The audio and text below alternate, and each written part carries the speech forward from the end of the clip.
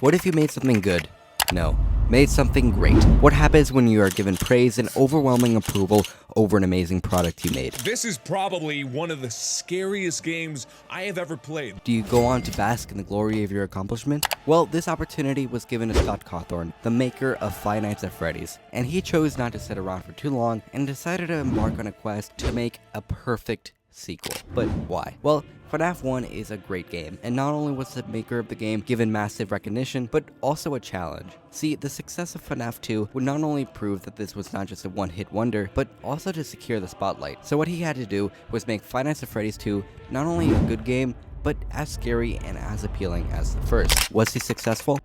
To start, it is clear that the base mechanics of Five Nights at Freddy's was used as the base when constructing the sequel. So, what was improved? The first noticeable difference is a bigger room, where you are staring at a hallway and two vents to your right and left. As opposed to the original where you are stuffed into a cluttered office, FNAF 2 uses an opposite approach when handling your surroundings. Whereas in the first game you feel claustrophobic and trapped, now you are staring at an empty hallway that is too dark to see anything. You are exposed and out in the open with no doors to close yourself off. This is an excellent design, as it is clear that not only is this game not a straight copy and paste, but also it uses different methods to scare you. This new room where you're staying in for the duration of the game is meant to make you feel uncomfortable to the unknown. The dark surrounds you, and while you can flash a light every so often, it almost feels like something is watching you. This open space is interesting as well, because while you feel like you can move around a decent amount and have breathing room, you are still cornered by darkness, establishing that you are trapped by whatever is out there. But what is out there? Well, there is a new set of animatronics.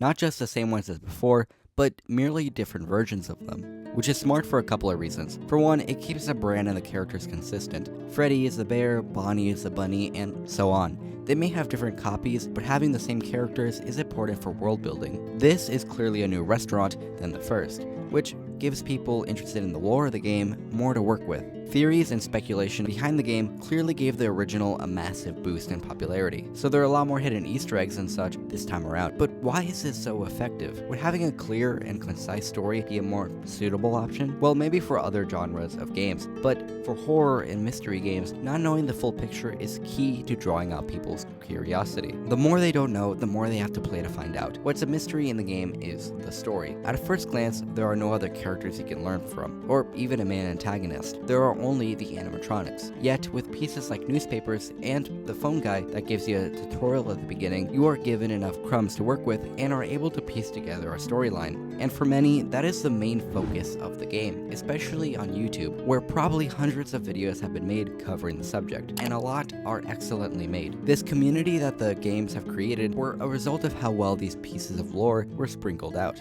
However, as stated previously, the story has been covered countless times. So, what is something that not a lot of people talk about?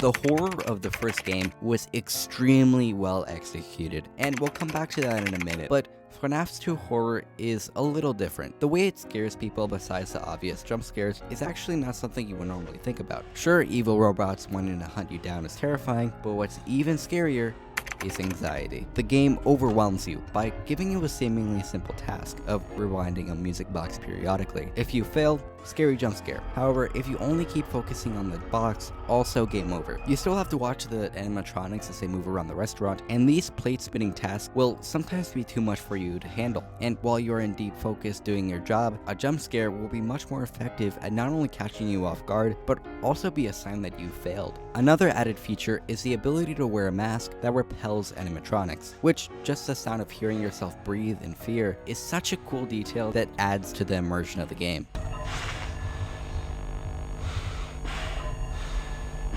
That and the limited vision between the two eye holes in the mask actually provides a false sense of security, where you sometimes question whether the masks actually work, and it sometimes doesn't. These horror techniques and brilliant game design made for a near perfect sequel that exploded in popularity. But how does this compare to the first game's use of horror elements? Well, this video right here explores the 3 tricks Five Nights at Freddy's used to change how horror games are made and stand out from all the rest.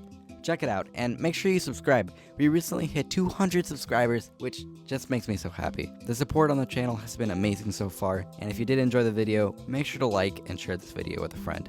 Have a great day, and I hope you are a bit less bored.